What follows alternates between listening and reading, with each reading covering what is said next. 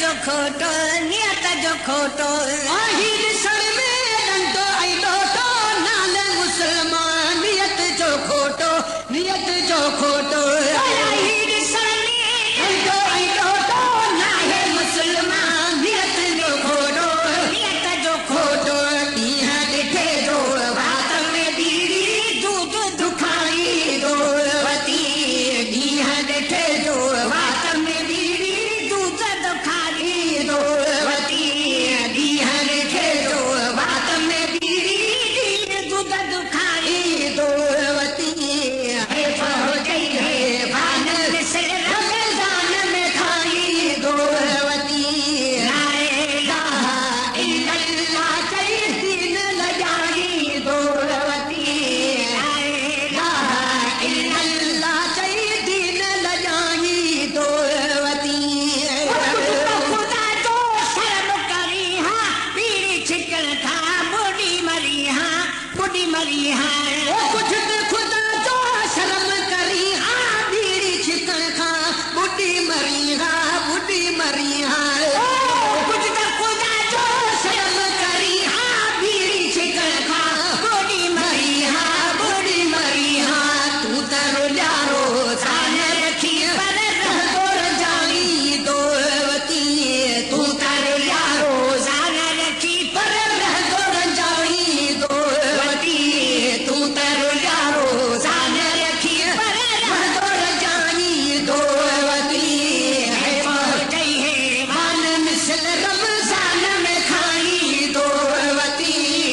पहुंचई हे मान मिसल रमज़ान में खाई दो वती ला इलाहा इल्लल्लाह चई दीन लजाई दो वती इलाहा इल्लल्लाह चई दीन लजाई दो वती आया बिखा धो तोरी अखायन सामो भी कीन सिकायन पाया बिखा धो चोरी खागिल सामोह भी कीन सिकायल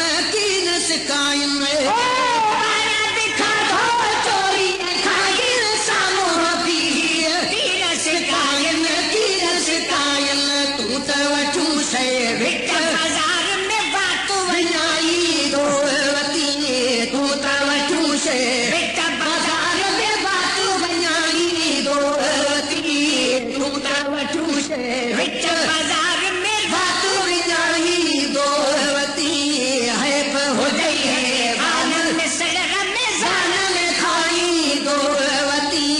है हुजई है आन मिसल रमज़ान में खाई दो वती ला इलाहा इल्लल्लाह चई दीन लजाई दो वती इलाहा इल्लल्लाह चई दीन लजाई दो वती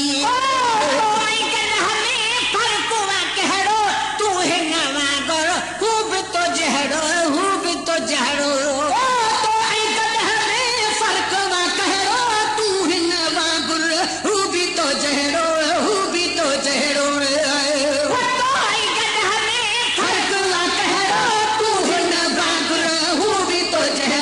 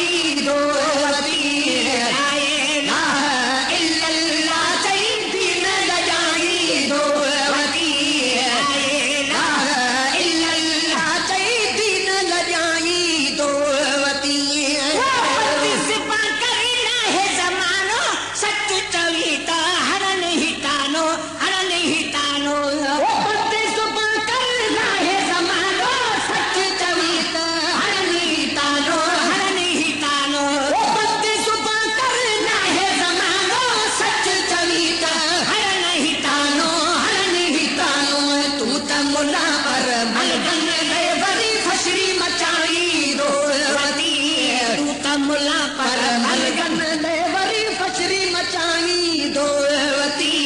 तूता मोला पर मलगन ले वरी फचरी मचाई दोवती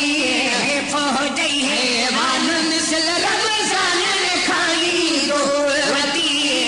फौजई है वान मिसल रमजान में खाई दोवती